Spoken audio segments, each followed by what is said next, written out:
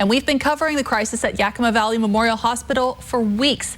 Tonight, Cap KV's Emily Goodell gives us an inside look through the eyes of a COVID patient at Yakima Valley Memorial. Emily.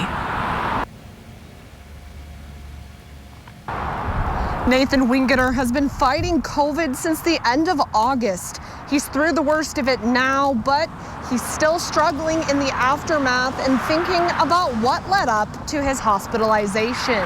I was healthy, I never expected it to get me the way it did. Nathan wore a mask when he was out, used hand sanitizer frequently, and avoided large gatherings, but he wasn't vaccinated. I was like, oh, I can do it next week or whatever.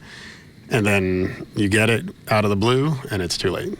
The symptoms started the day before he was scheduled to get the Moderna vaccine. When I first got sick, I obviously didn't think it would get this bad. It was a few days of at home, just resting, kind of sick. But then when it turned into COVID pneumonia, and I had to come into the hospital, obviously it was very scary. Once it spread to his lungs, he had trouble breathing. It just feels like you're suffocating because you can't get the air into your lungs. Every breath you take is like a fraction of what it should be.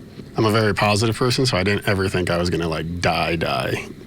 But I know that I was a lot closer to it than I realized at the time. Knowing what he does now, he has a message for people who don't take COVID seriously. You don't want to be here. When you're struggling to breathe, fighting for your life, it's not something I would recommend. And if getting a vaccine is going to prevent, even if you get COVID, but just minimize it enough to where you don't get hospitalized, it is totally worth it.